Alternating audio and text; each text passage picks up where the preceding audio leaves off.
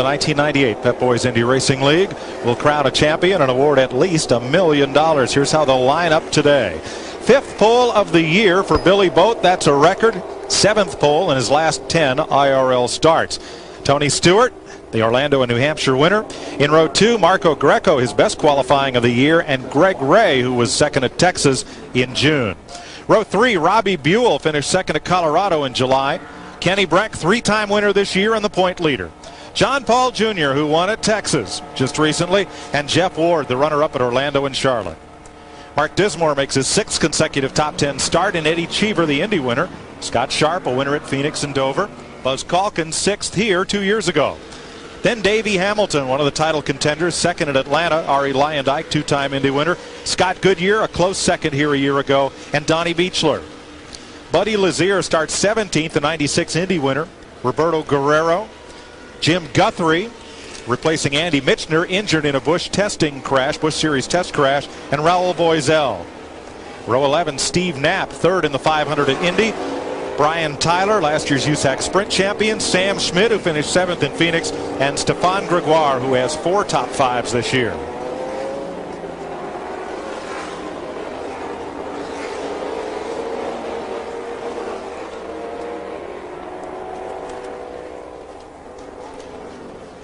Well, Billy Boat shattered the track record by some 7 miles per hour in qualifying.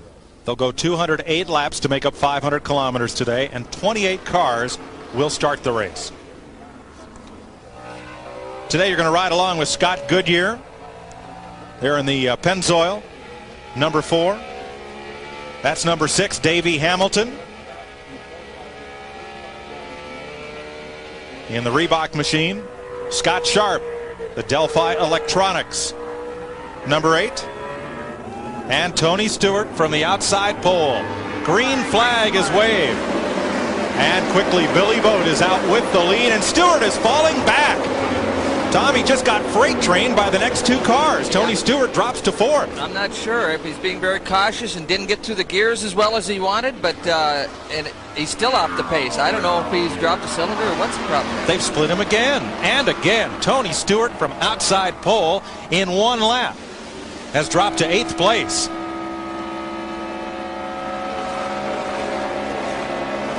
Oh, tight traffic on both sides of him. One car slow into turn 1, way up high by the wall. Could be Marco Greco. No, it isn't. It's Buzz Calkins. Buzz Calkins, after 1 lap, slows, stayed way up high out of everyone's way, and Stewart is just being freight trained by the field. We're used to seeing this, but going the other way with Tony Stewart rocketing past cars. No kidding. You know, they've had motor trouble the last couple races. They've actually changed motor manufacturers. They've gone to a Comtech engine and thinking that would solve their problem, but you know, some kind of problem early for Tony. Ralph Shaheen, what's the trouble with Tony Stewart? Boy, Mike, they wish they knew. Nothing from Larry Curry down here right now. They're looking at all their computer information. They're talking on the radio. They have no idea. But Tom Steve is right. They did switch to a new engine from Comtech, and 2 of those engines were changed earlier this morning in Mark Dismore's car and Jeff Ward's car. So it's not been a good weekend for Comtech engines, but we don't know if that's the problem just yet. Well, Tony Stewart has now dropped tail end of the field. There are just 2 cars running behind him. It's a little unusual that he hasn't bothered to come into pits and address the problem, so maybe it's nothing as serious as we what might be led to believe. So Tony Stewart, new engine supplier. It's still the Oldsmobile Aurora engine, but he's dropped well to the tail end of the field. Let's go back to his pit and Ralph. Mike, I just heard Larry Curry telling Tony to try another gear now. So remember, there are 3 high-end gears in these cars, and he might have them shifting down to another one to see if he can get something to change there as far as RPMs and revs. Well, they do that a lot. They run, like Ralph indicated, there's 2 or 3 top gears in most of these gearboxes. They differ by only 150 RPM or so, and that doesn't look like it's going to solve his problem at this point. Buzz Calkins has picked the pace back up. He just passed Jack Miller, and they are running on the track just ahead of Tony Stewart. And we key on Tony in part because this is his last full-time IRL race. He goes to the Winston Cup Series for Joe Gibbs next year and may run only the Indy 500 in these cars, and Stewart wanted to go out of here not with a whimper but with a bang, and right now he's going to the pits. Billy Bolt will overlap him there at turn 3, and Stewart's coming in. Whoa, he loses it. Now he's down on the track apron, out of harm's way, and caution will wave for Tony Stewart at turn 4. Well, out of harm's way as far as no one collecting him as he completed the spin. Yeah, and I'm not sure. It's pretty flat entering the pit road, and I don't know if he was trying to hustle a little bit too much or if something finally gave up in the motor. Well, one thing, Tom, the pit road speed limit here is not enforced until the turn into the garage area because the pit road is so long and the IRL cars don't use the entire length of it. So Stewart may have just come onto pit road too hot. It's a frequent possibility here because the 80-mile-an-hour speed limit doesn't start for, another 500 feet or so. So Tony Stewart will lose a second lap as Billy Boat comes past under this first caution of the afternoon. Well, pretty frustrating start for Tony. Let's just hope it's not the end of his day. 3 men came into this race fighting for $1 million championship. Now we may be down to just 2. The engine cover has come off Tony Stewart's car. He was towed to his pit after spinning, entering the pit road. Let's get an update from Ralph. Well, Mike, they're doing all the things you normally would do with one of these engines. They're pulling out the black box. They're talking about changing the spark box as well. Remember, this is a new engine. This is the first time this team has run an engine that has not been built in their shop. They feel like they've had strong engines, but they were concerned about the reliability. I mean, how many races have we seen Tony Stewart this year out front dominating, and then a trail of white smoke comes out of the back of the car? Comtech is the people that are building the engine that they have chosen to run here today. Scott Sharp had to change an engine first thing this morning, as did Jeff Ward. Those 2 drivers also running the same engine. We also heard him talking that they were able to look at the computer that the right side of the engine they thought might be the problem. Tony's now gone 4 laps down as we're back to green. And Jeff Ward challenges second spot. He gets underneath Greg Ray with that yellow car into turn 1. Well, Greg Ray isn't done with that second spot yet. He was actually gaining on Billy Boat before we had the yellow, Mike. So Jeff tried to get him to snicker a little bit at the beginning, but both cars are running very well.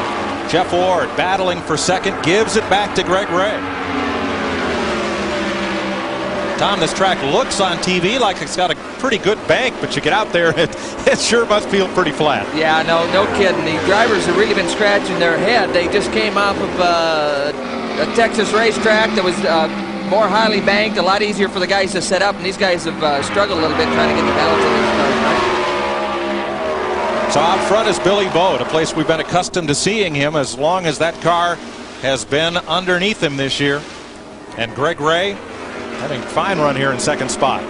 Well, we've seen Billy a lot of times throughout the races this season been a little bit slow in restarts, but again today on the first 2 starts of this race has no problems. Kenny Breck is running in 9th, and Davey Hamilton is 14th among the championship contenders. And Ari Leyendijk has come from 14th to 7th in just 9 green flag laps. Tony Stewart is coming back on the speedway, and he is 6 laps down, but he's going to make 1 lap and come back to pit lane. A terribly frustrating day. And caution waves again. Debris, a little bit of debris here along the front straightaway. There's debris on the front straightaway. Turn 4 is car 11. Go ahead and pull out, pace car. Go low, cars. Go low, cars on the front straightaway. Cars go low on the front straightaway. Trying to keep the cars down to the inside. It looks like a flat piece of material painted black and red. Came off one of the cars. There it is, you can see there. But we heard all that instruction from race control, letting the pace car know what to do, and the teams are privy to that information, so they can hear all that communication, which is really an advantage for everybody from a safety standpoint. Piece of tubing there, and it had been flattened by someone running over it, and a little piece of sheet metal as well. So we're under the second caution of the day. We'll see if Tony Stewart can get back in this race and in this championship chase after this.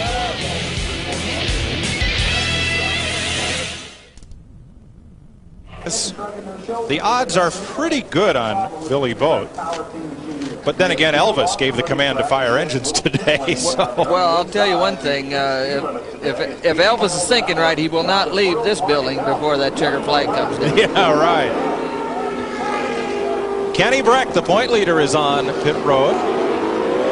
Coming down at 80 miles an hour. Well, this can't be a scheduled stop, so either the balance of the car is way off and they're going to try to change something, and let's hope that's the only problem he's got.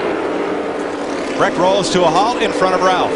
Well, Mike, they're going to change all 4 tires. Now, Kenny Breck made an engine change this morning as well, and it looks like they might be taking the engine cover off of his car. Yes, they are. They found water in a cylinder earlier this morning and changed an engine. Now they decide not to take it off. Well, there's some discrepancy here. They're not sure what they want to do. AJ is barking out orders as well from over the pit wall. The crew trying to decide exactly what they want to do. They did change tires, but apparently that was not the main concern. AJ barking orders to Kenny Breck. We told you how Kenny was very nervous earlier this morning. He has been struggling all day, and there is a lot of frustration here now as we go back to green. There's about a lot of it in turn 1. No kidding. Eddie Cheever sort of split the sheets right there. I mean, that was unbelievable. They might have had contact with Greg Ray in the black car. That was so close, and the momentum that Greg Ray lost has taken him 15 car lengths behind these 2 cars fighting for second. Well, he didn't lose any heartbeats. He might have lost some momentum. Happiest guy in Las Vegas at this moment, Davey Hamilton. Because point leader Kenny Breck is still in the pits. He's just gone 2 laps down. Well, he's just exiting the pit right now, and so he's a lap or so back, and this is really going to make this championship race exciting. 1 of 3 men can win it.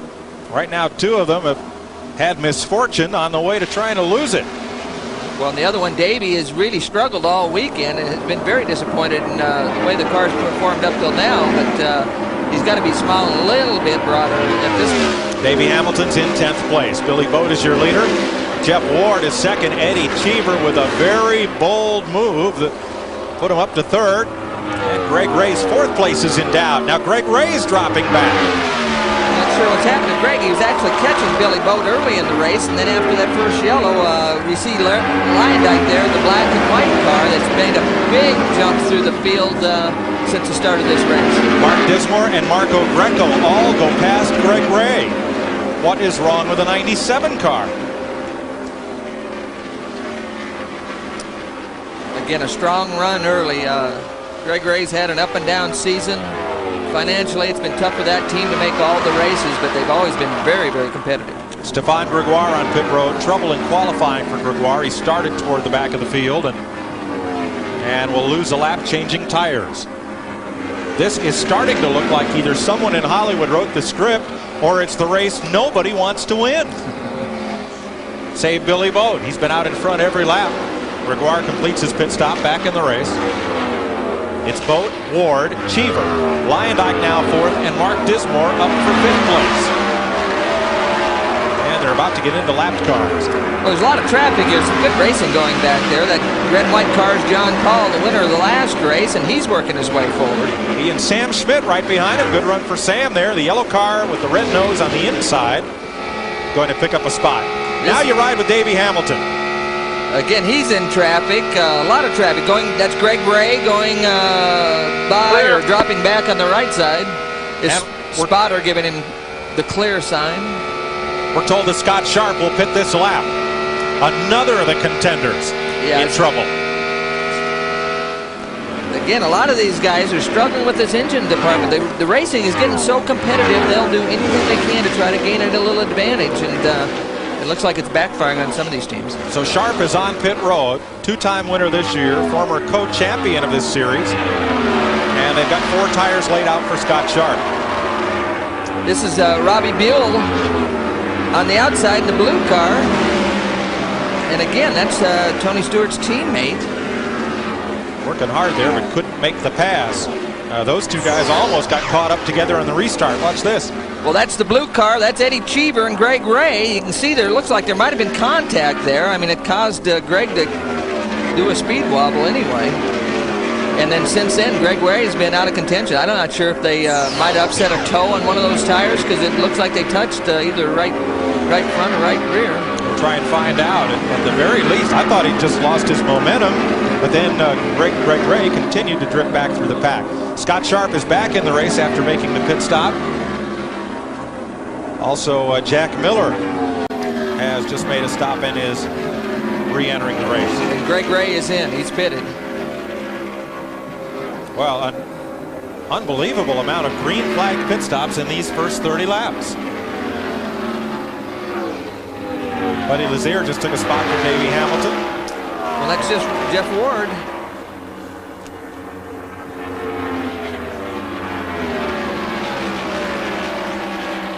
Wardy coming around to lead Billy Boat across, and that's the lead change as Scott Sharp comes back to pit road. Greg Ray completes his stop. He's going back out. So first lead change of the day puts Jeff Ward out front. Vince Welch, what's wrong with Greg Ray?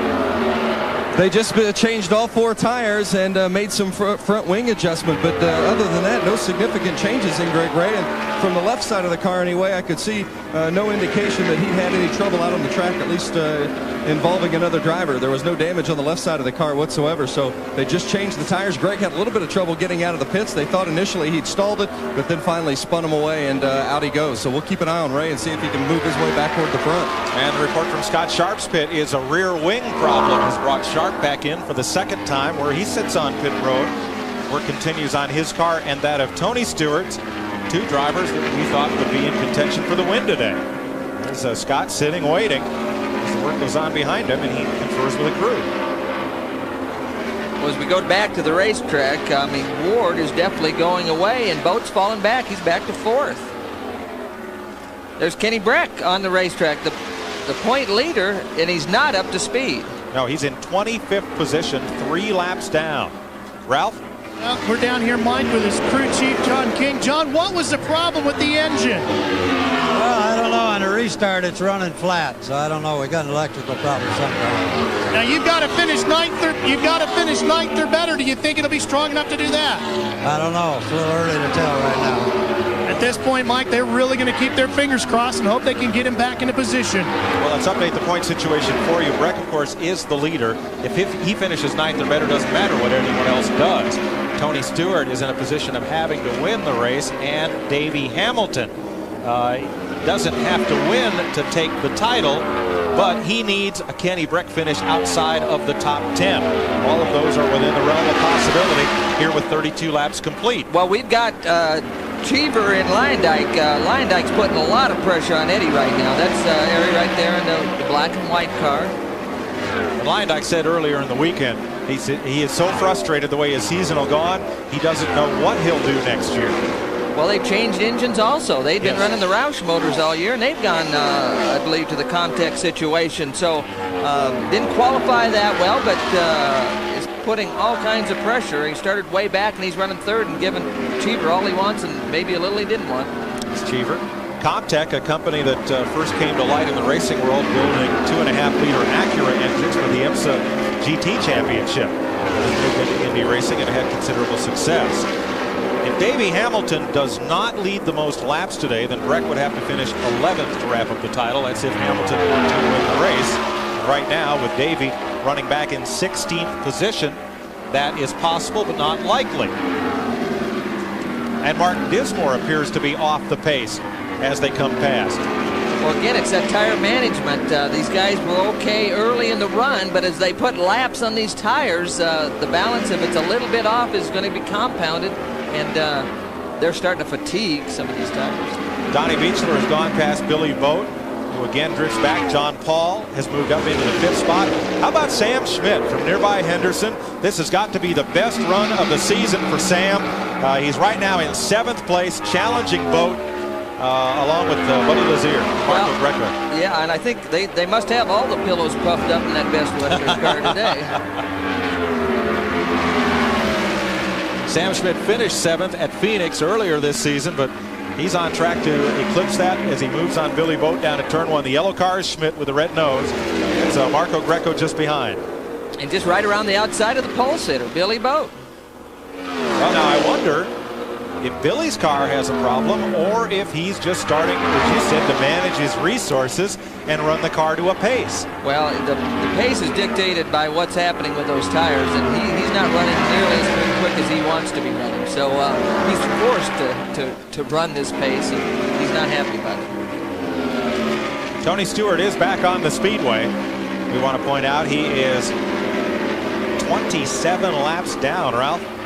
Mike, they changed absolutely everything electrical on that car. They had no idea exactly where the problem was. They just changed everything electrical on the car, and now race leader Jeff Ward getting ready to make his first pit stop.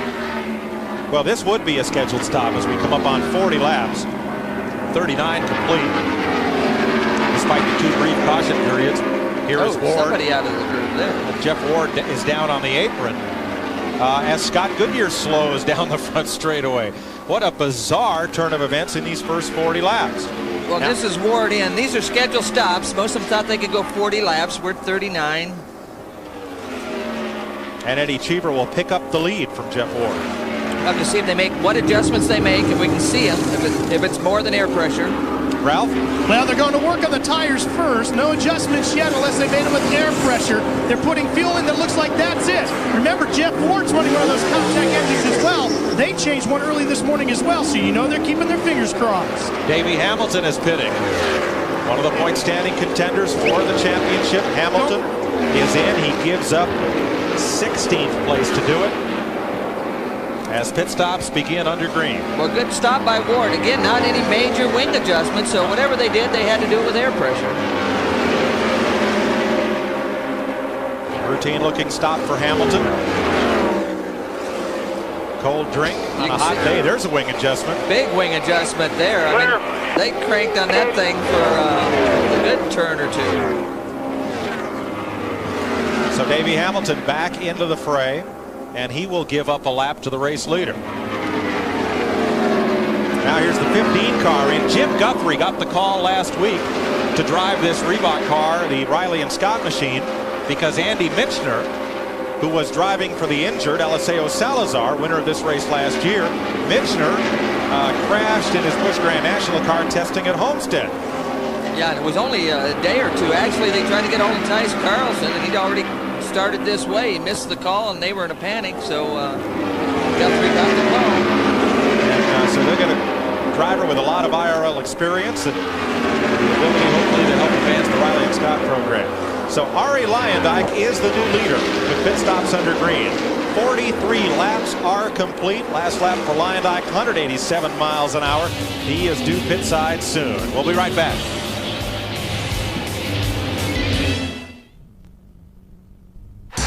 Fresh from a... We are under caution here at Las Vegas at 46 laps. Dave Steele, who came up out of the tough Florida sprint car wars and starts his 3rd IRL race as a teammate, 2nd as a teammate to Scott Goodyear. Brushed the wall in turn number 4, kicked up a whole lot of dust, managed to keep it under control and keep going. Now there's the repairs being made to Steele's number 43. Here's what happened. Well, here's the replay. This is coming off of turn 4. You can see him way out of the groove early, and he hits her pretty good, right rear first. So he just, the car's either pushing out of the groove. We'd actually seen him up there a couple laps previous to that, scratching on that gray area, and you just can't get away with that forever. There is no cushion up there. Ari Luyendyk, your race leader, is in. Vince? Ari Luyendyk's car has been handling very well, but he has had a little bit of push in traffic. But when he's on his own and on the track, he's very quick. So they made a slight adjustment in the front wing, and they put on 4 new tires, and that's it. And away Ari goes with a very strong start to this Las Vegas 500K. Well, I don't know if you saw him. There was a crew guy really reefing on the radiator inlet area. I'm not sure what he was doing there. Eddie Cheever got out of the pits first, it appears. Now, 9 cars, make that 10, are on the lead lap as a result of some drivers having pitted under green before this caution came out. So Luyendyk will drop down the order a bit. Now, they had given the 1 to go sign, so everybody was pitting, anticipating the restart, and they'll have to do some work to catch up the field. The Olds Aurora pace car is in, and here they come to the green flag, led by Scott Sharp, who is not the race leader. And Cheever is slow getting up to speed. Yeah, Eddie's slowed down. They're going by Eddie. I'm not sure what's happening to these guys. again, in a rush to get out of the pits and get caught up with the pack before it went green. Now Cheever's accelerating and moving past some of the cars that had overhauled him. So a bunch of drivers who were at the tail end of the lead lap and lined up behind the pace car, including Davey Hamilton and Kenny Breck. Now trying to get back up as the race leader runs in the pack behind them, and that is Ari Leyendijk. Leyendijk and Buddy Lazier scramble for the lead. Don Paul in third. So it's Lazier in the back straightaway, made the pass going into turn one. That purple and green Hemmelgarn Delta Faucet machine dives underneath one of the Reebok cars, Jim Guthrie.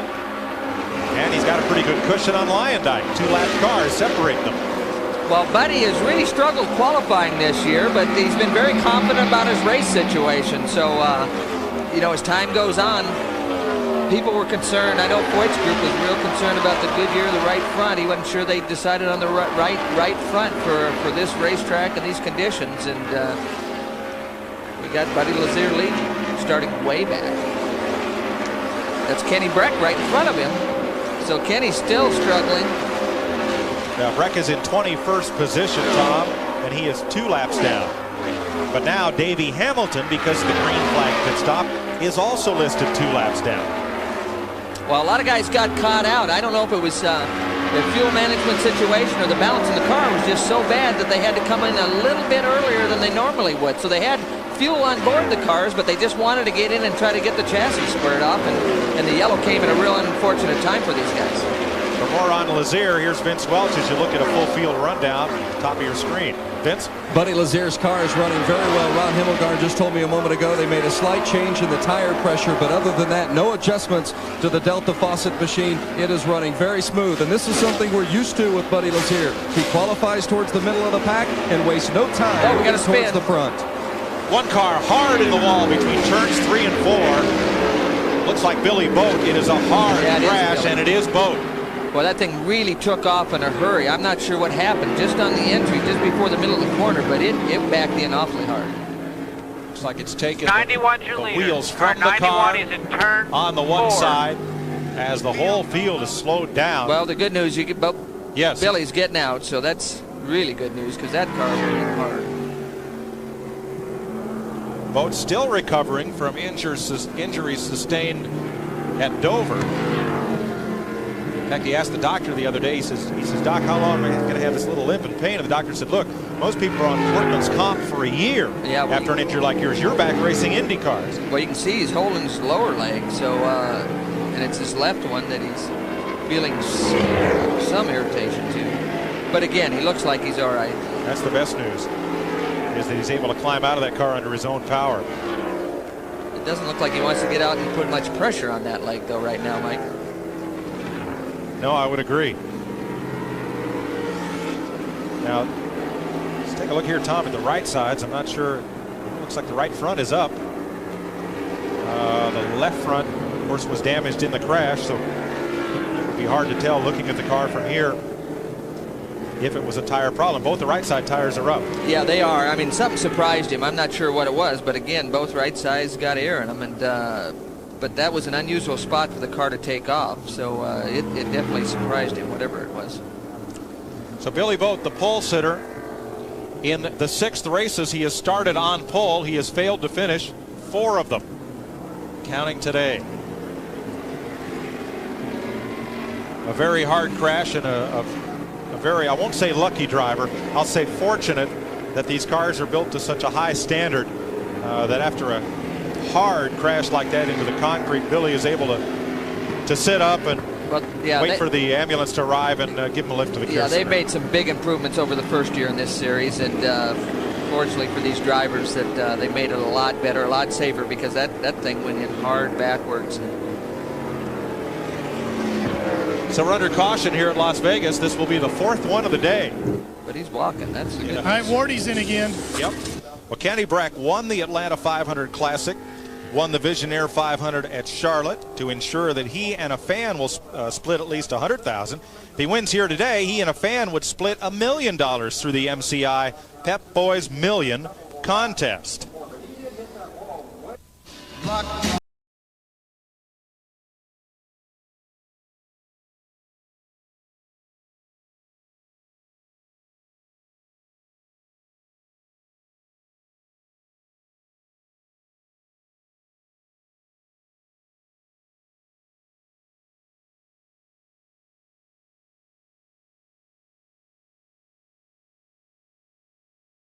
Offer to the drivers in the league and to the fans. It's going to be Kenny Breck taking over the point as Ward drops back to second as Greco gave him the pick in the opening and Breck goes to the lead. Kenny Breck takes the checkered flag and wins the 1998 Visionaire 500 at Charlotte Motor Speedway. I used to win a lot in Europe, and it's funny because when I crossed the finish line, all them feelings that I had, you know, I used to win, all came back, you know. So it was nice, very nice. Here comes Kenny Breck. He's got those right side tires, making left side tires. Right on that white line as he makes his way down the low side of turns 1 and 2, now on to 3. Kenny Breck is working well. He's going after 3 in a row here tonight, Bob. Kenny Breck wins the Atlanta 500 Classic and makes history. It feels good, you know, to know that there's a good prize if you be able to do a good job. It doesn't change the strategy going into every race. You still have to do as good as you can. It doesn't put any more pressure on me. I've had that question asked if there's a lot of pressure now, but the biggest pressure I feel is for myself. I want to do as well as possible. If we do well enough, it's going to come our way. If not, then we'll try again.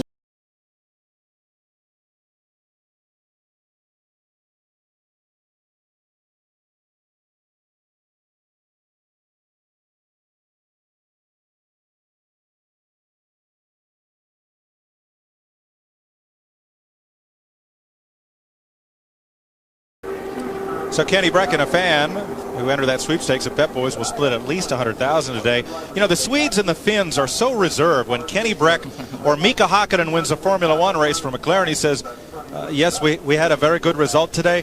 That's a huge display of emotion. I know, it's amazing. But, you know, with those kinds of awards from MCI, I mean, a guy can make a lot of phone calls with that. Yes, he could. Jeff Ward has made another pit stop. Under this caution flag. Ralph, what problem are they trying to cure? Mike, they're doing a couple of interesting things. The first problem was a vibration in the tires, so that's why they came in early, changed tires and fueled him up and got him back out. Then the yellow came, and they brought him back in. And the reason for that is now by filling him up, they are 10 laps in advantage here under fuel mileage, and they're running on the track some 2 miles an hour faster than the rest of the field. They're feeling very confident. Now, Tom Sneva, there's one other problem Jeff Ward is having with his tires, according to his crew chief, Mitch Davis. He's warming them up under yellow wrong. Wardy is spinning his tires like a dragster driver would do on a burnout. Of course, you know, Tom, majority of the drivers need to weave back and forth to blow all that dust off. The difference, Tom, I'm assuming would be huge between spinning the tires and weaving back and forth. Well, I'm not sure how huge that is, but, you know, to get heat in him, if he's able to spin the tires, I mean, obviously the tire's a little bit harder than it needs to be, and that allows him to do that. Now, at the last race, Goodyear was maybe a little too close to the edge and had some tire problems, but here they've been a little more conservative, and to get temperature in those tires, sometimes spinning them is the fastest way to get that done. Cheever got a pretty good run right there on the outside, but Lyondike wants that spot.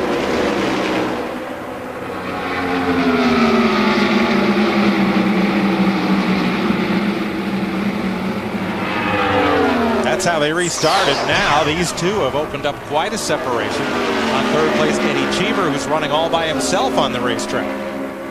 Scott Goodyear then leads the pack from there on back.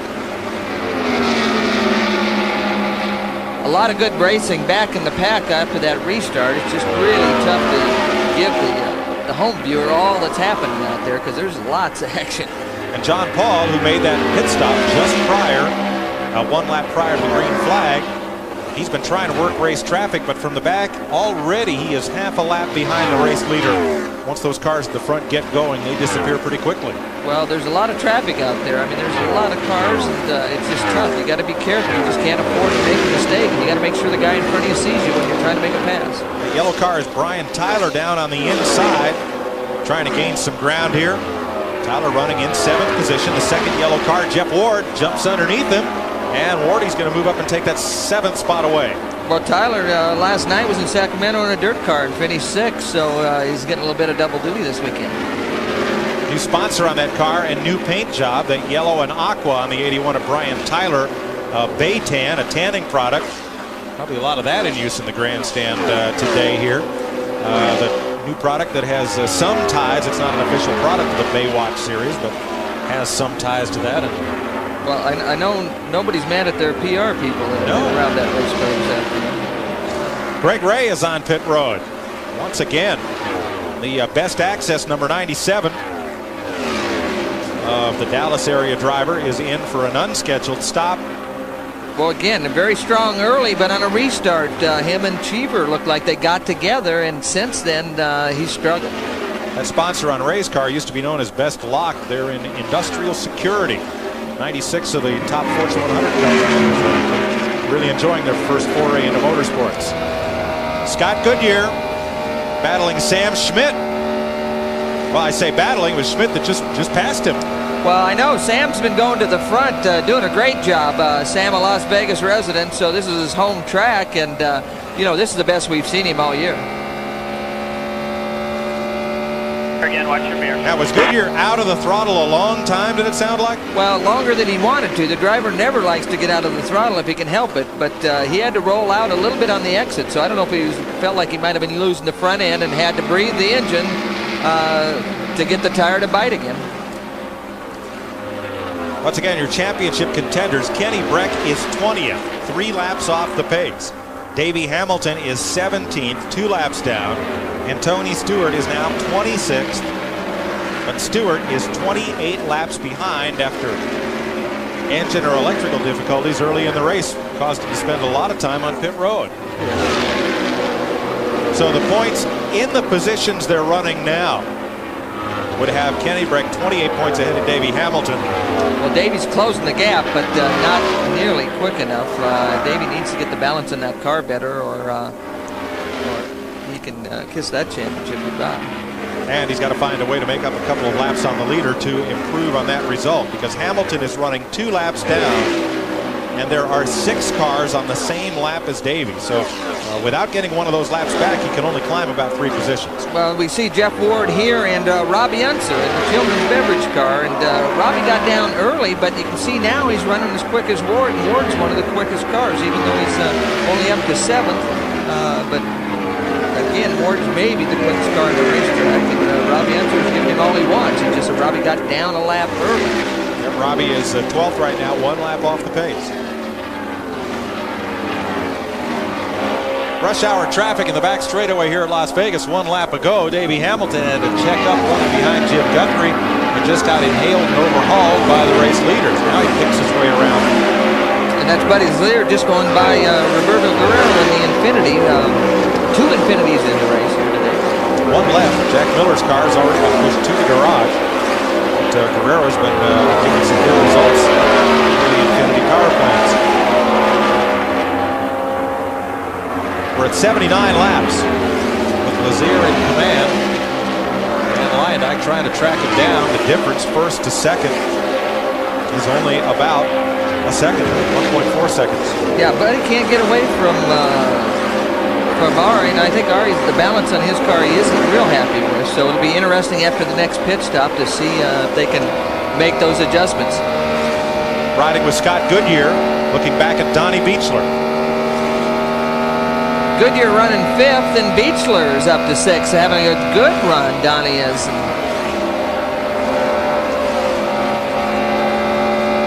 You can see him play with the throttle. He wants to get after it, but it just wouldn't accept it, so he had to just pump it a little bit.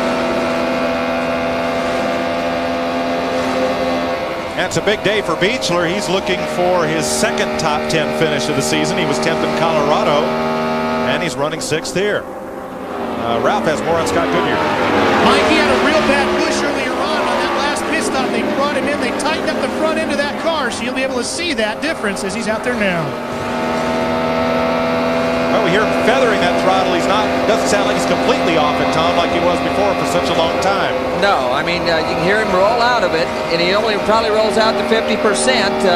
You know, in the pits, they can tell exactly in the telemetry how much he's rolling out of it, but, you know, his rear end's telling him it won't accept any more.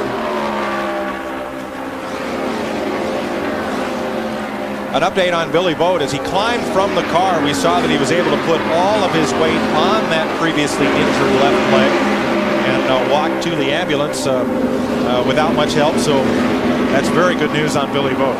And shot of Greg Ray there, who is in pit road again. Ralph? Mike, been a long day for this team. The big problem early on was he did not feel comfortable in the car at all. Said it was floaty, really wiggly out on the racetrack. So they spent a lot of time tightening him up.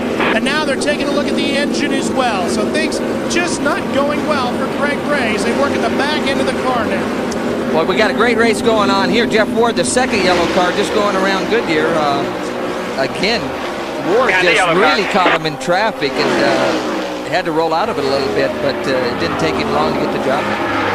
Ward nice to the inside of Cheever, and that will be for 4th place. Now Goodyear trying to make the move on Eddie. And we heard that Cheever is complaining about a loose condition, so they've told him over the radio they're going to change air pressure in the next stop on Cheever's car. Again, you can see Eddie just take away the front end of Goodyear's car a little bit there, so I'm not sure he saw Scotty. And Beechler's right there as well. In fact, there are 2 cars right behind Goodyear. Looks like Robbie Buell trying to come up. Buell is 1 lap down, trying to work his way back up. Watching behind Scott Goodyear, that is Robbie Buell.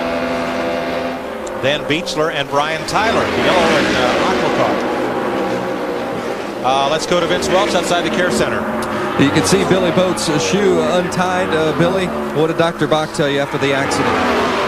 Basically okay. You know, I think I broke my little toe, but after what I've been through, little toes not too much right now. You know, the Conseco car was really great at the start. It just went loose for whatever reason, and I got behind, was slowed way down and got behind, and I was just pushing it, trying to catch up. Got out from under me. No after effects from your earlier injury. It's the same leg. I feel it, but it's okay. Billy Boat, he's been on the pole so many times this season, but he won't get to victory lane. Not today in Las Vegas.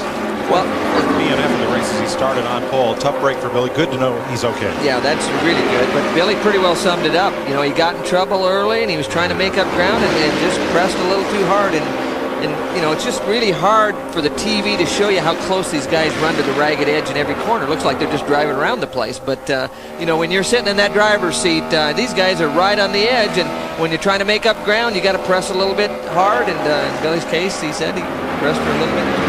Well, sometimes in this town, doubling your bet when you're down is a good strategy. Not always. Greg Ray is back on pit road yet again as we come up on the 70-lap mark here in the final Pep Boys IRL race of 1998. Buddy Lazier is your leader. From Ari Lyondike, Jeff Ward, Sam Schmitz up to 4th, and Scott Goodyear is now just taking 5th. Hey, Vince Welch, where are you?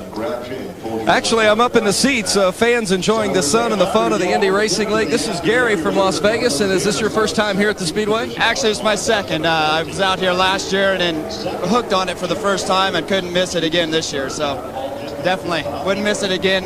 How many times they come? I wish they came here more often. Do you enjoy listening to the radio communication with the teams on your headsets? No other way to do it. The first year, a buddy of mine let me use his, and after he let me listen to it, there's no other way to watch the race. Listen to him on the radio. Certainly adds some insight. Fans having fun in the stands in Las Vegas. Welcome back to Las Vegas, where Buddy Lazier's lead over Ari Lyondike stands at 1.8 seconds. Jeff Ward is taking 3rd. Sam Schmidt, Scott Goodyear, Donnie Beechler. The top half dozen. Brian Tyler having a good run today. John Paul Jr., Steve Knapp, and Eddie Cheever has just gone a lap down. Yeah, he's complaining about a loose race car, and I think this surprised some of these guys. They thought they had a good, solid right front tire, and the right rears must be going away on these guys because as the car gets loose, there's 2 options. One's crashing, the other one's slowing down. Normally they take the latter of the 2. Jim Guthrie has now been in the pits for 3 laps as they work on his car. They have tires laid out for Stefan Gregoire. And I think that's Stan Waddles, who's also making a stop for fuel and tires. Again, it's Lazier. We hear him calling in now, and he's complaining that his car's starting to go loose, and again entering the pits. So the leader will be in this time. 97 laps complete. And he'll give up the lead to Leyendijk here at the stripe. Again, Leyendijk inherits the lead, but actually Jeff Ward had been in the fastest car in the racetrack. Gary Lee told a story on Speed Vision's qualifying yesterday. He said Ron Helmgarn found a toy in a McDonald's Happy Meal with these colors on it and decided the purple and the green, that's just the colors for my race car, and that's how they painted it. I'm not sure. There's a lot of sugar at McDonald's. He might have had a sugar fit or something. It's certainly one of the more distinctive paint jobs. Lazier is back out. Arie Leyendijk becomes the race leader once again. Getting a great race for Arie right here. He's struggled the last half of the season, if not all season. And again, they made an engine change. Leyendijk in now for his pit stop. So he will give up the lead then to Jeff Ward, who was in not long ago. Leyendijk has 5 top 10 finishes this season. And it just looks like they're creeping in at this 80-mile-an-hour speed limit. And it's so frustrating from a driver, but you just got to keep the button pressed. 4th at Charlotte, his best finish of the year. 4th, his best qualifying effort as well. Sam Schmidt is in. Schmidt's a top 5 runner today. There's Schmidt coming into the pit as Leyendijk leaves, and here's your new leader, Jeff Ward. Well, that got a little close with Sam coming in as Arie was leading. Schmidt's from Henderson, came out of initially the SCCA Spec Racer Series, moved on up the ladder, and finds himself in IndyCars with a chance today for his best finish ever. Well, good stop by that, good clean stop by that crew. Ran the Formula Continental Series that Mark Dismore's son is racing in the national championships of this morning. Greg Ray back in. Brian Tyler has made his pit stop. Now these are all scheduled pit stops under green. Donnie Beechler. This is Beach doing a great job. You can see the Wild Wild West sign on the side of it. They called up and were able to get some free rooms. And when they got there, they didn't realize it was a truck stop casino, so they were a little bit surprised when they got here to Las Vegas.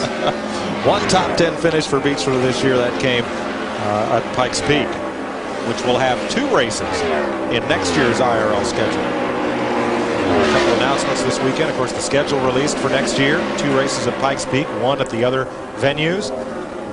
Coors announcing yesterday as the official beer of the Pep Boys Indy Racing League.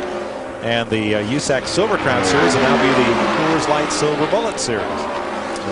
Depthening their involvement in open wheel racing. Well, that's good to see more big-time sponsors coming to the series. Halfway this time by, and Jeff Ward in the Thermotech number 35 will take the crossed flag sign. We saw him about a half a lap ago going by Tony Stewart, so Tony's out there, but it's not very much fun when you're that far off the pace, and you just got to sort of hang on and try to finish. Well, let's update our point runners. Kenny Breck, the point leader, is in 20th position. He is more than 4 laps down. Davey Hamilton is in 16th place. He is 3 laps down, and his title hopes are fading rapidly. While Tony Stewart has climbed to 24th position, and he is some 30 laps down. To restart this thing. There's Scott Goodyear coming in. Where you at? And this is Goodyear, yeah. You can hear him talking to the crew. Get ready to restart it, so he might have ran the thing out of fuel. But fortunately, he's made pit lane. It sounds kind of quiet on the onboard camera microphone there. But he will make it to the pits, but he's not even doing 80 miles an hour. And here comes Kenny Breck in right behind him. And you'll see Kenny go past into his pit. I think Kenny was underpowered, and I'm not sure Scott was. Right. Ralph? Mike, he was definitely out of power when he came in. He came in silent. Now they go around with to fire it up. They were only taking on tires and fuel. They're trying to refire the car. It's not turning over yet. This is hurting Scott Goodyear. Nothing yet. No life to the engine yet. They're trying to get it going now. It starts to come to life. Scott Goodyear will finally lead. Well, Ralph, he was about the 4th place car, and he almost lost it coming out of the pit there. Well, they get a little bit of a hurry, but that's not good on these things when you run them dry on fuel, and sometimes they don't like that very much.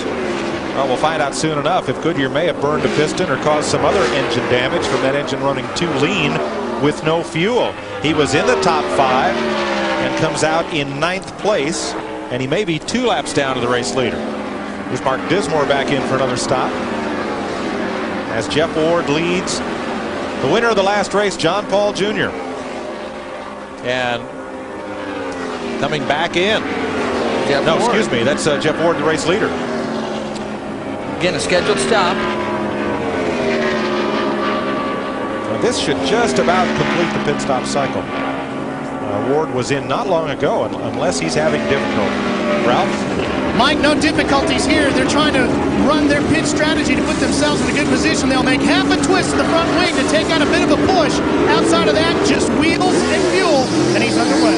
A car in the wall out of turn 4, and that's Donnie Beechler. Grinding to a halt here, just about 300 feet shy of the start-finish line. And the man who will greatly benefit from all this is John Paul Jr. Winner in Texas just a couple of weeks ago. Because according to Greg Fielding here in the booth, John Paul Jr. has not pitted in this sequence and may be well up on the field. Well, you can see Donnie's got the wheel off, so it appears as though he's not doesn't have a big problem, but that's a real tough break because he had a great run going. All right, let's show you what happened to Donnie Beechler, who has brought out this caution flag. Well, Donnie's the black car, the all black, and that's at Lyondike underneath. Now, sometimes when you run up on a guy, you can push air enough that it affected Beechler. He got outside the groove, and once you get up in the gray, the marbles, he just couldn't get the car turned, and into the wall he went. But a lot of times, Lyondike's, the air that Lyondike is pushing will cause Beechler to try to get loose. And when you get loose, you try to not turn the car too hard, not to pinch the car, and when he gets out of the groove and you get up in those marbles, then it's everybody's skate. You're watching TV here in Las Vegas. That's the Valvoline runoffs of the Sports Car Club of America National Championships, live from Mid-Ohio. Mark Dismore is an intent viewer because his son, Mark Jr., just finished 2nd in the Formula Continental class, runner-up to the national champion. Had a great run today. Congratulations. A happy dad. Yep, Mark came up through Super V's. Formula Continental is kind of a spiritual successor to that class. They had a great run. Had a wild race here yesterday. The Formula Mazda Series was here. Tom, when they went into turn 3, 5 cars wide, I mean, it took my breath. It was a great race. Well, I always said that poor vision is one of the great characteristics of a good race driver. And no memory, right? There's Mark. Dismore's not doing quite as well as his son did today. He's running 16th right now. Actually running as quick as anybody in the racetrack, but again, they had handling problems early. All right, let's check with Ralph. Mike, as you mentioned, Davey Hamilton came down pit road, and they've changed 2 things on the car. First, they changed the ECU, which is basically the brains of the car. They also changed the spark box here. This side here takes care of the left side, and the right side is the coil as well. They've changed that as well. On the restart, Buddy Lazier gets around Sam Schmidt. Schmidt was holding on to the tail end of the lead lap in 5th place. Yeah, Sammy didn't quite catch it. A crash in turn 2. Jeff Ward slowed, and Scott Goodyear apparently got into him hard. Goodyear will roll away. Car 91's in turn 4. It looked almost as if Ward got loose up in the corner, pedaled it to try to save the car, keep it under control, and Goodyear had momentum and got into the back of him. So caution is out.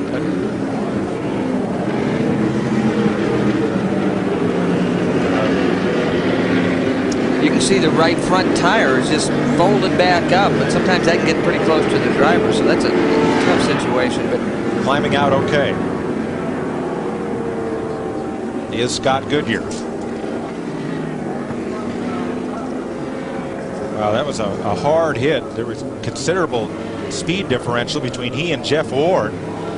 There's Wardy with right front wing damage and right front tire and suspension damage as well. Well, we got a little report on the radio. He said he felt like he broke a right front wheel or something and then saw Elvis. So I'm not sure what happened there. And there's all the tire marks on Ward's car. I may have misspoke. It was Ward following Goodyear and got into the back of Scott Goodyear. So Scott is okay. The car is not. Let's show you what happened here. Well, again, heavy traffic. Ward on the outside of Lyondike, so making a pass.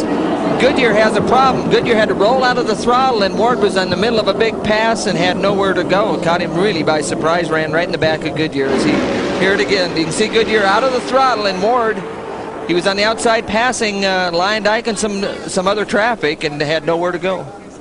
These cars have tremendously effective brakes, but at these speeds, this is in Goodyear's car now. And you can hear him off the throttle, so he knows he has a problem. He's just trying to get out of the way and get slammed from the back side. Again, Goodyear knew he had a problem. He's just trying to get out of everybody's way, and Ward was already committed to the high side. No place to go. Ralph? Jeff Ward has just climbed out of the car. Wardy, what happened? Well, on the restart, I had a good jump as usual, and going around Lyondike, he kind of pinched me up to the wall there, going high in there, and just went around the outside, had some good momentum, and Goodyear's up running high, going about, half the speed of everybody else, and then I just ran right into the back of him. He got on the brakes for some reason. Maybe he was in the marbles, but so I just ran right into the back of him. Nothing I could do. You climbed out of the car. You feel all right? Oh, yeah, I'm fine. I mean, I didn't hit that hard at all. Goodyear probably got the worst of it. He cushioned the wall, but it's unfortunate. I mean, the Thermotech Technologies car, Prolong, Prima Donna Resorts, I mean, I think we had him covered. Again, just another bad luck deal. I just can't believe that he was up that high, running that slow. But when there's a big pack like that, I can't see that far ahead. And when he's on the brakes for what reason, I had him locked up. I just couldn't stop. We are back under green. And again, Sam Schmidt is right out there in front of the leaders as Ari Lyondike comes up again trying to pin Sam Schmidt one lap down. Well, Sam is on the tail end of that lap, so let's see if he can hold Lyondike off for a little while. Trouble, turn two, one car hard in the wall. Two cars, Roberto Guerrero and Davey Hamilton as the car in the fence. Again, these restarts, these guys are all packed up. They're all still racing hard, and it's not hard to get together. And Sam Schmidt is going to get his lap back. He comes across the line ahead of Ari Lyondike, and will get the free pass around. Well, Davey Hamilton's title chances end right there. And Roberto Guerrero was giving the Infinity-powered car a good ride, number 23. We saw Davey moving his hand around, but there's not a big attempt for him to get out of the car, so we'll have to wait and see what kind of problems we have there. Seventh yellow of the day. We're going to have a look, on-board look from Davey Hamilton's car as to what happened up there on the restart. And this is Davey. We're on board Davey, and on the outside, touching tires. I mean, that's Guerrero trying to go around the outside. I don't know if that surprised Davey or they came down. It's hard to tell from that angle what happened. But, again, Guerrero was going around the outside of Davey Hamilton, and they touched wheels. In the positions they're in right now, with Breck now 15, and Davey Hamilton out of the race. There's a 32-point spread. Tony Stewart is still in the race. He's in 22nd position, many laps down. And Scott Sharp may have a chance to move up in the standings before the day is over. Vince is caught up with Scott Goodyear. Scott Goodyear and his wife Leslie seated. Good news is, Scott, you're okay. What happened? Explain the situation. Well, on the restart, we got a little bit high. Didn't go as fast as we needed to through there. It looked like we were going to marbles. Really had it collected. We got tagged from behind, so I guess there was some stuff going on behind us. But, we didn't have a great time getting qualified here, but we really had a good race car today. Got all the way up to third, and we had one thing after another this weekend, including the telemetry being wrong. We ran out of fuel a lap and a half before it should have. So we had to coast down the pits, restart the car, lost a couple of laps, wanted to try and make at least a lap back on that restart. And good race car. The guys worked hard this weekend. Everybody in the Pennzoil team did a great job. And we'll start testing next week with everybody to get ready for 99. And I'd like to thank everybody with Pennzoil and Northern Telecom and Hard Rock Cafe. They all supported us this year, and we'll be back next year. As a veteran driver, we've seen a lot of problems on the restarts. Why?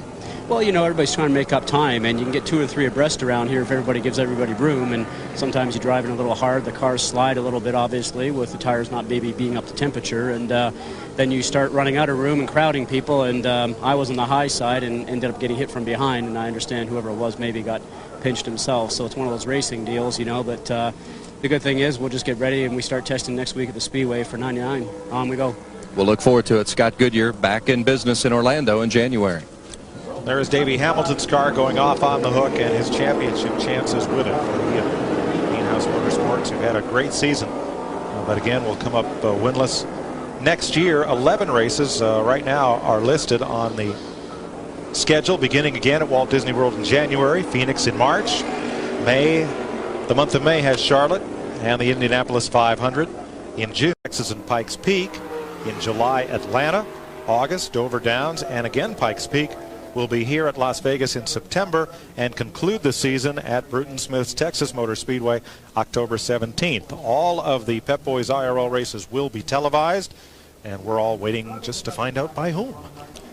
1 lap ago, they waved the green for the restart. 139 laps complete. Arie Luyendyk out in front of John Paul, who is well back in the running order, but Buddy Lazier is working over John Paul as they go to turn 1. Actually, Buddy had a great restart, had to check up a little bit in traffic, and now he's got it gathered back ahead of steam. That's the second and third place battle. Now Sam Schmidt is 4th. Eddie Cheever's in 5th, and Cheever is trying to work on the race leader to get his lap back. Yeah, Eddie's been fighting some handling problems. Hopefully they might have something corrected, but again, he's on Luyendyk, but I don't know what he's got for him. There's the best battle on the racetrack for second place. John Paul Jr., winner in Texas a couple weeks ago, and Buddy Lazier. The crew told him on the last green lap segment that actually John Paul was quicker than anybody else on the racetrack. So there's Luyendyk, your race leader. It's 5.5 seconds back to John Paul, Buddy Lazier, and Sam Schmidt. And let's catch up with one of the other driver involved in the Davey Hamilton crash. Here's Vince. With Roberto Guerrero. Roberto, it's a tough day out there today. A lot of traffic and a lot of guys going front and back. Yeah, it's too bad. You know, it's been a very interesting day trying to keep up with the cars. You know, it's difficult to keep the cars under you. And what happened with me and Davey, we don't really. I think maybe you guys will be able to tell us better if there are any replays. I was on the outside. You know, it was very crowded, and I thought I left him enough room, and all of a sudden I felt a bump in the back. So we just kind of one of those things we got together. It's too bad, you know, it's not a good way to finish the year. Well, we're glad to see that you're okay, and we'll look forward to seeing you in Orlando. Thank you, Vince. I hope so, too. Davey Hamilton getting ready to come out as well, and we'll visit with him in a moment. Yeah, unfortunately, Vince, we're not able to tell whether one driver was moving up or one moving down the racetrack with 2 racers going for the same spot.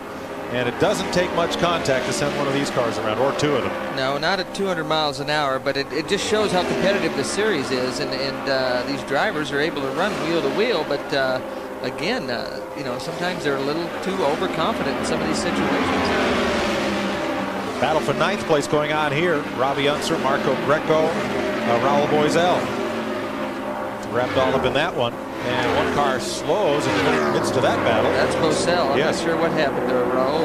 Going into turn 1, he's just way off the power and going to limp it on around. Now, Boisel was running in 11th place. Davey Hamilton's come out of the care center. Here's Vince. Well, Davey Hamilton echoed the sentiments of Roberto Guerrero, talking about how tough it is out there on the track today, but especially costly for you as you were trying to claim the championship here today, Davey. Yeah, we had a tough day. We struggled with the car all day long. We had motor problems, we had handling problems, and it's tough out there today. It's like a bullfight. We're sliding all over the place, and everybody's kind of just hanging on. And the restarts are the toughest because everybody, you know, if a guy gets a run on you, and it's slick. You just don't know what the car's going to do in dirty air. You're just sliding all over. And I went in on the bottom and slid up a little bit, and Roberto was right there. And, you know, I don't know if I slid or he came down. It doesn't really matter. It's tough for all of us. We were doing the best we can, and you know, ended up in the fence, and it's tough because we had second place locked up with the points at that point. But, you know, we were just trying hard. It was tough out there. Davey Hamilton and the Neon Sports Motorsports team, Neon House Motorsports team, certainly one of the top teams in the league. And you see, I don't know if you can tell, Davey Hamilton had a bruised elbow, and that's the only injury. So they put some ice on it. He should be just fine. And he'll be back strong next year. Very talented driver. And good to have him in this series. Ari Leyendijk, who has not won a Pep Boys IRL event since winning it on the scoring recheck at Texas in June of 1997, is in the lead over John Paul, Buddy Lazier, and Sam Schmidt. We'll be right back.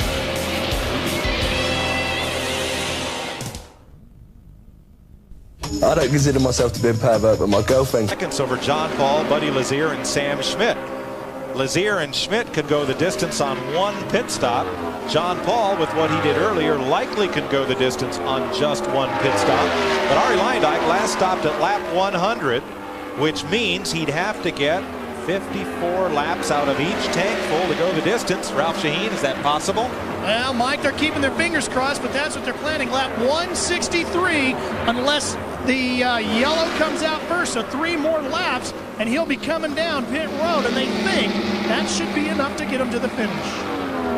Tom, if he does that, it could take him off for the top of the lead lap. Now, he's already gone 60 laps on a tank full, but 26 of those were under caution, so that's hardly a fair assessment. Yeah, it's going to be close, and it could be sailboat fuel that decides the end of this thing.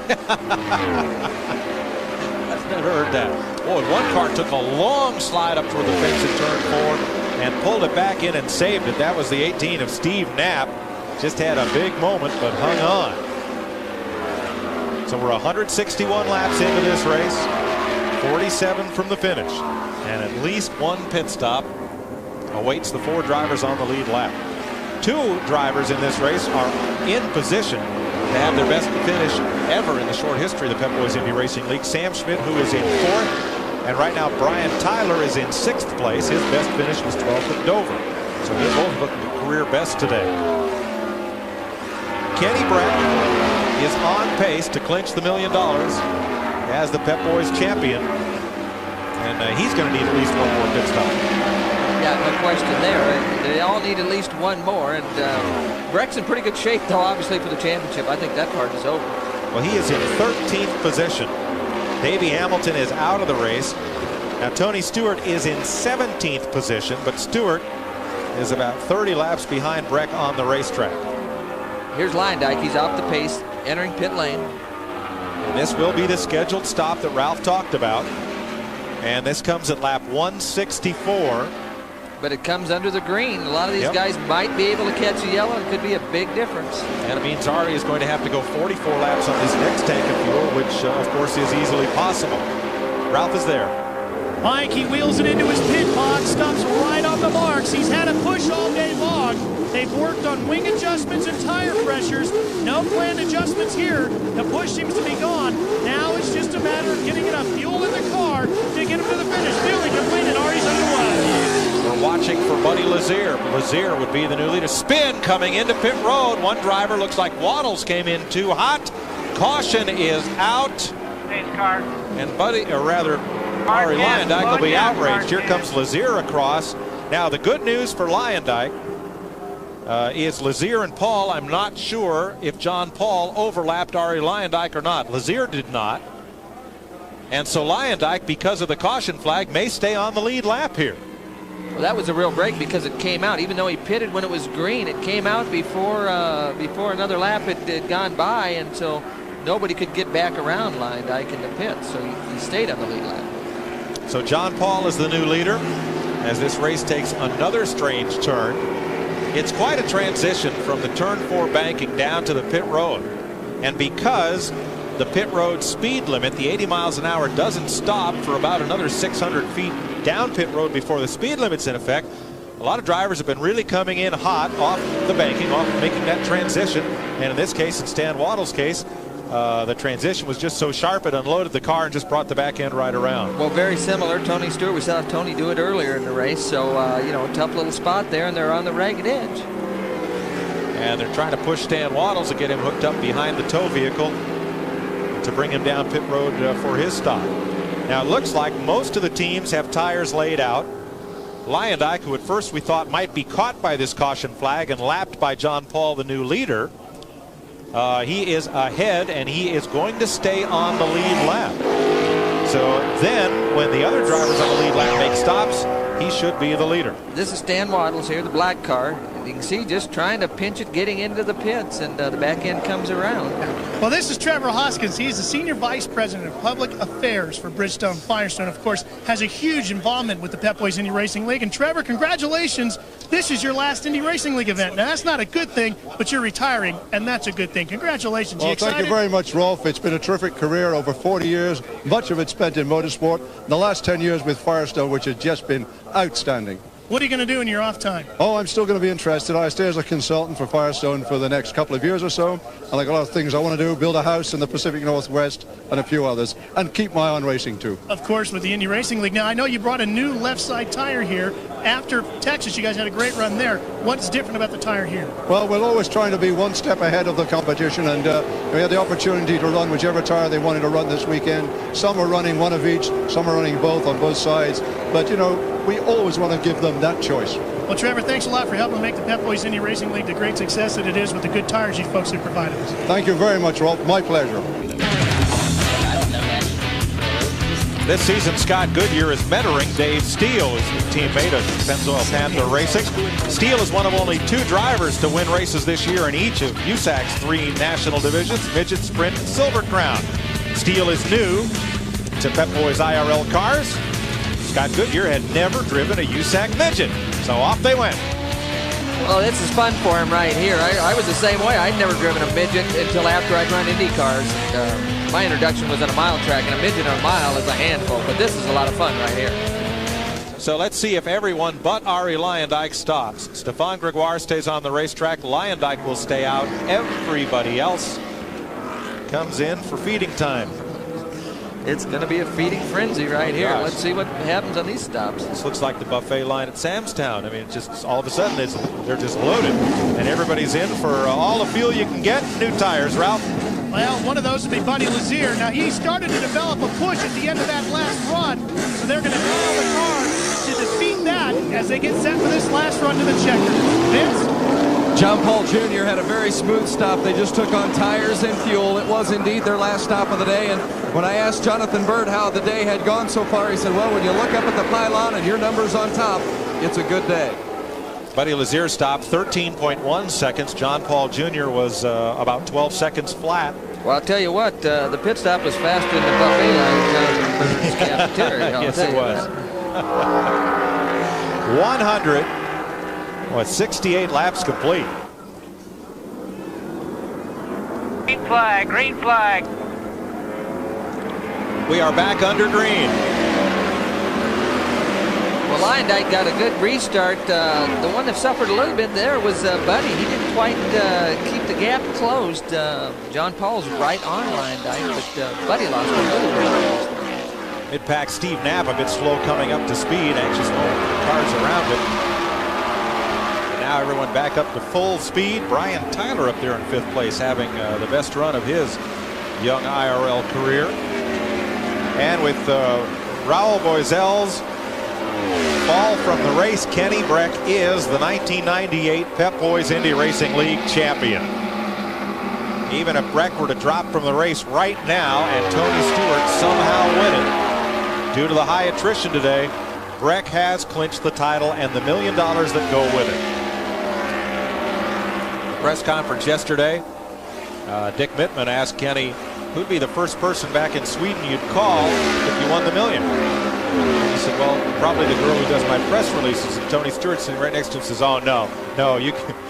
I made that mistake. He says, call Mom. That's his first thing. So Breck is the champion as Buell knifes underneath him, but still here we've got a race to run, and Arie Luyendyk is doing his best to run away with it. Luyendyk threw to an inside straight on that pit stop. He stopped under green. The caution came out, and miraculously he was saved from going a lap down. Yeah, that was very fortunate for Arie, but you know, some days it's your day. And no matter how much you try, you can't mess it up.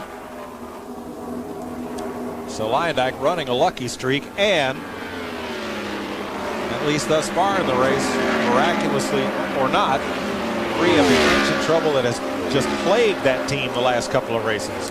Yeah, it's been horrendous, and you know, that's only one of the teams that made major changes this weekend for the final race, and everybody else had a little bit of problems with that conversion situation. But so far, Leyendyke, it's worked out well. So Leyendyke's the leader. Here's John Paul, who is 1.4 seconds behind. Let's show you the separation here. There is first to second. Now, Buddy Lazier is 4.1 seconds behind the leader, and Sam Schmidt is right with him. We got trouble on the front straightaway. Robbie Unser. Yeah, he comes, slows, and drops to the track apron. Did not impact the wall. No, it did a tremendous speed wobble coming off of turn 4, but then he got it down on the apron and without any big incident. But he's going right to pit lane. And we stay green. Here comes Schmidt after Lazier. Start-finish line headed for turn 1. Close racing. Schmidt's going to take him. Buddy, again, that last pit stop, they must have loosened the car up too much and made the wrong adjustment because it was falling back. What a great run for Sam Schmidt here today. It's interesting. These cars are so finely tuned. We heard on the pit stop that the car started to get a little push towards the end of that segment, and they probably adjusted for that little push that they thought the car was developing, and just got overboard. Just went over the fine line, and it doesn't take too much. It's a fine art out there to try to keep these cars balanced. So Lazier's misfortune is good fortune for Sam Schmidt. Caution is out. Yellow waves on the speedway, and this will be the 9th one of the day. Apparently there was a lot of fluid leaking from Robbie Unser's car. So Brian Barnhart and the Pep Boys Indy Racing League officials have brought the caution out. Well, the interesting part is it looked like John Paul was actually starting to close the gap on Leyendyke. So after they run a few laps, it appears though John Paul is able to pick up the pace against Leyendyke. The caution actually is for Mark Dismore, who has brushed the wall at turn 2. There's some fresh tire marks up there at the exit of turn 2, and that was from Dismore. Well, it's amazing. You heard, we heard on that interview with Davey Hamilton how it's a bull ring out there. The cars are sliding around, and it wasn't too long ago when you thought about bull rings, you're thinking about quarter-mile tracks. Now we're at 1.5 mile high-speed race tracks, and they're calling these places bull rings. So hard to imagine. It's amazing. There's the where Mark Dismore got into the wall at the exit of turn number 2. You saw the corresponding white marks on his right side tires as they fix that car. We'll be right back.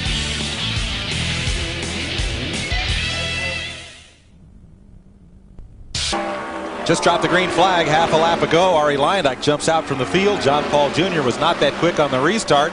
Sam Schmidt put a whole big stack of chips on the table and then pulled them back before the next card was turned. He got up alongside for second place, thought better of it, and Buddy Lazier got back by him. Well, it was a good race going on there to the first corner. I mean, these guys haven't slowed up any, and Sam came out in the short end of that, but I think once he gets his momentum back up, he'll be all right. Got a good car today. Leyendyke the leader, John Paul second, Lazier third, Schmidt fourth. Brian Tyler is fifth, 1 lap back. Eddie Cheever is sixth. 2 laps down, Robbie Buell and Marco Greco. Steve Knapp is 3 laps back. Then Kenny Breck in 10th, who is the IRL champion. I mean, some great racing on these restarts. I mean, these guys running 2-3 wide and little mistakes. Sam was scratching on the gray side of the racetrack and was able to save it. And again, he's coming back after Lazier for that 4th position. Schmidt needs a good result here, but he needs to finish more than anything, and that's what he's working at right now. Again, you got to give a call to Brian Tyler, running 6th, doing a great job. And Kenny Breck was asked in that press conference yesterday among the 3 title contenders. There had been a lot of speculation that he might move to a different open wheel series next year, and he says, no, I expect to be back here. He said, unless something happens that he didn't know about, he intends to be right back here with A.J. Foyt in the Pep Boys IRL next year. Well, it's one of the best teams in the series right now, and you know, the series is getting stronger, so it's a lot of good racing. Close racing is what's really enjoyable from the driver's standpoint, and these guys are getting all of that they want. Now his sponsor, Power Team, is Again, another of the number of companies involved in this series that may not be consumer goods companies, but they market surplus electric power among the different utility and power companies around the country. It's kind of like a stock exchange, except it's in kilovolts and kilowatts instead of currency.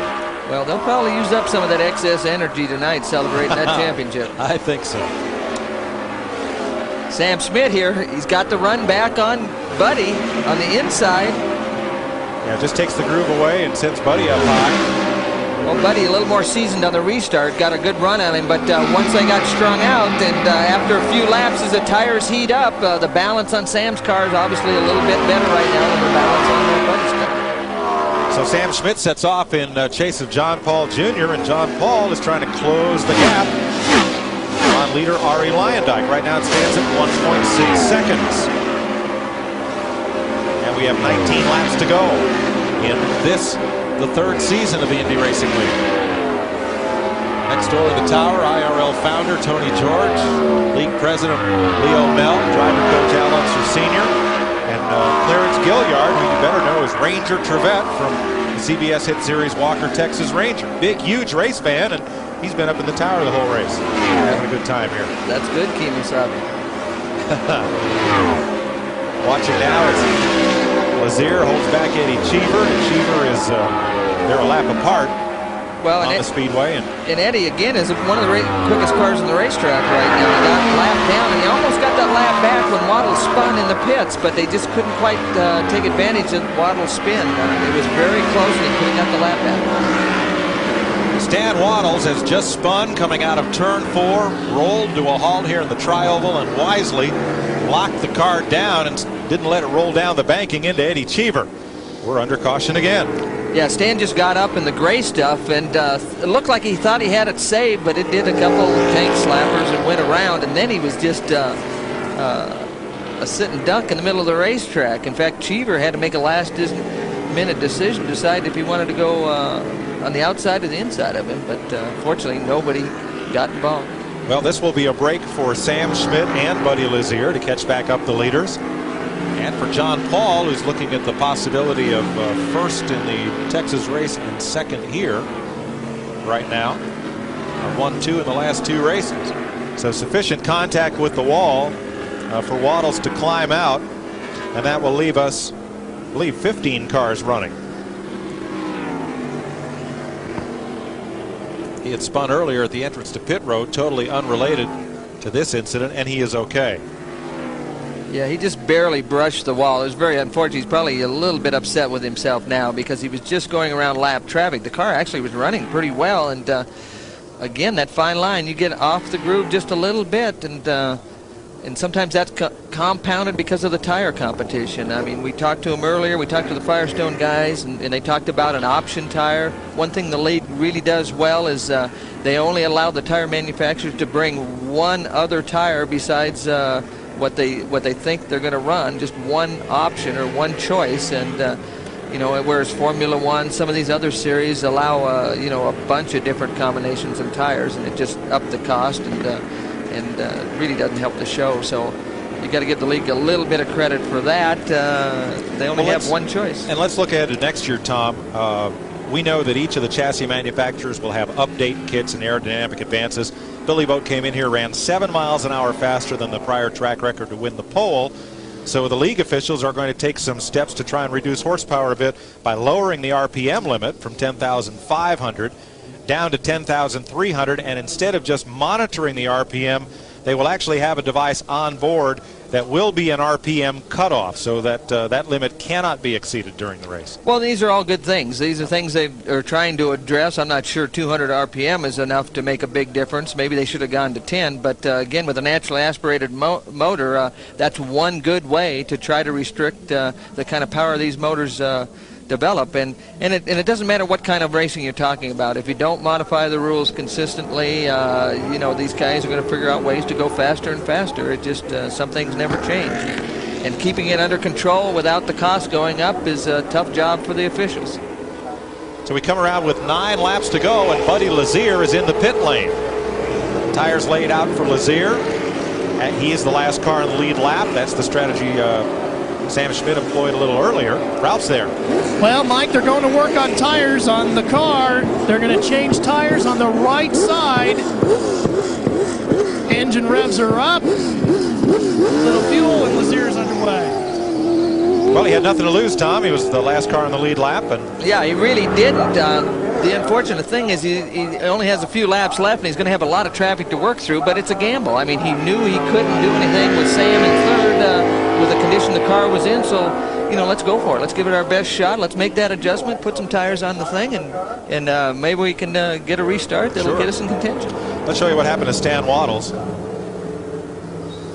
Coming off turn 4. You can see he's already out of the groove there, so he's, you know, he's got his fingernails dug into the steering wheel right there once he got out of the groove. And again, it tank slapped a little bit. He thought he had it corrected, went one way, and then he just couldn't quite catch up with it, and it spun into the outside wall. Waddles, who came out of Formula Ford and sports car endurance racing, moved up to Formula Atlantics, Formula 2000s. This is where you're cussing at yourself, and usually you don't have the radio. Nobody else can hear the excitement over your last move.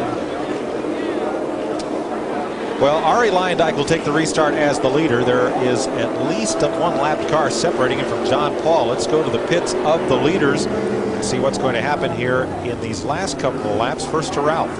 Mike, we're with Skip Paul, his chief mechanic. Skip, you got one more restart to deal with. Are you concerned about it? No, we've been good all day on restarts. This car has just been awesome. And we've been pulling away from John Paul every time on these last two restarts, so we should be all right. You had a push earlier. Is that gone? Yeah, we worked on that with the weight jacker and some roll bar stuff. So the car's been pretty good all day. Little tweaks here and there. Vince? Jonathan Bird with Jonathan Bird Cunningham Racing, of course, the car of John Paul Jr. You won the last event, and you're in position to win this one. But you got to get not only by Arie Luyendyk, but you've got to get by Steve Knapp, who's between the two.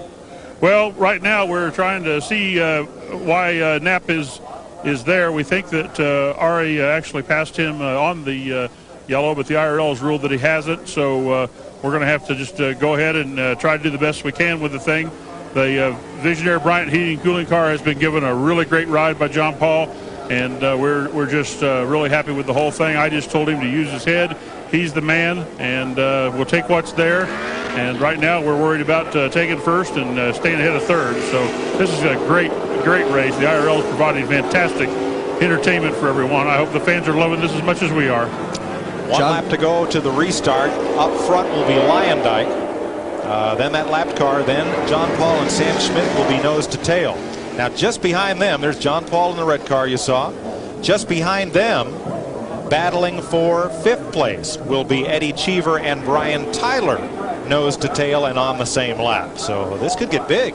Well, it could, and this is a situation where they ought to let these leaders get right together. I mean, this is a situation where you ought to get the lap cars out of the way, maybe have 2 abreast restarts on these things, and you know, some of the other series look at some of that stuff. But you know, the fans want to see you know, the 2nd place guy have a shot at that 1st place guy, and you know, we're not going to see the best that we could, but you know, hopefully the lap car will give those guys some room, and it looks like he is. He's slowed down, and he's going to let those guys go at it, but Luyendyk's able to get a couple of car lanes. And here comes Sam Schmidt. We're back under green. Schmidt has a run on John Paul. This is for 2nd place. It'll give Luyendyk quite a cushion. Side by side for 2nd. Schmidt around the outside. He takes it. Oh, John Paul lost the front end. He lost the air. He got way out of the groove, but he got her back down and saved it. Did he lose a piece of that wing? He did. The right front wing is gone on John Paul's car. Brian Tyler comes up on him, and he can't clear John Paul, so Tyler won't have much of a run at Cheever. There's the winglet from the right front. Gone. Here's the pass. There's Sam around the outside. They actually touch it. You see the wing fly off to the right, and obviously without that front wing, you're going to lose a lot of front downforce, and it's very hard to turn the car at that time.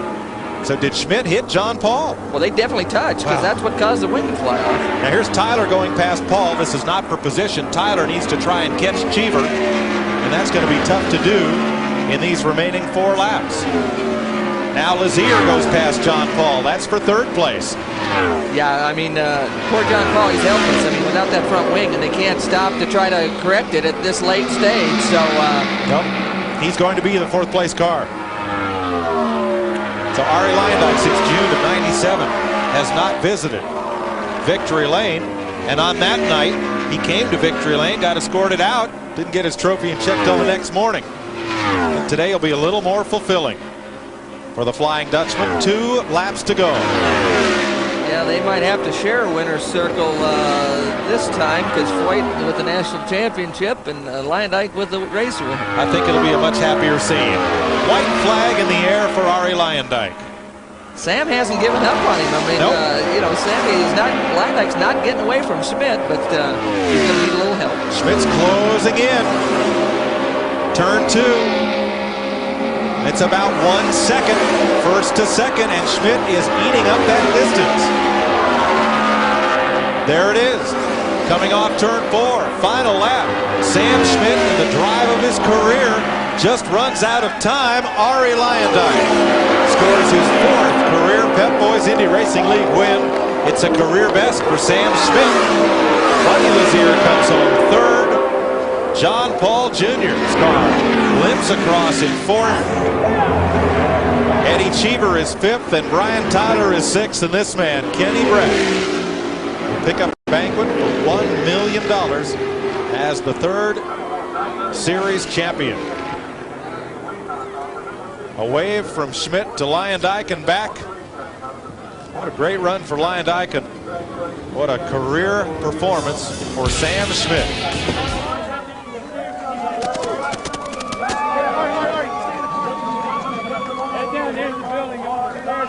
Let's join Ralph Shaheen in Pep Boys Victory Lane. Well, the celebration is beginning down here as Arie Luyendyk getting all the congratulatory shakes. Well, Arie, no doubt about it this time in Victory Lane. This one is all yours. Quite a run out there today. Did you have any problems? No, I really didn't have any problems. Amazing. I think the tires were the key for us today. Firestones just were phenomenal, and I thought we'd have an advantage with the tires on race day. And I think the overcast helped me a little bit. I'm sure it helped everybody else. And you know, having about 7,000 people of Sprint PCS here and Qualcomm and Radio Shack, it's what a day to win.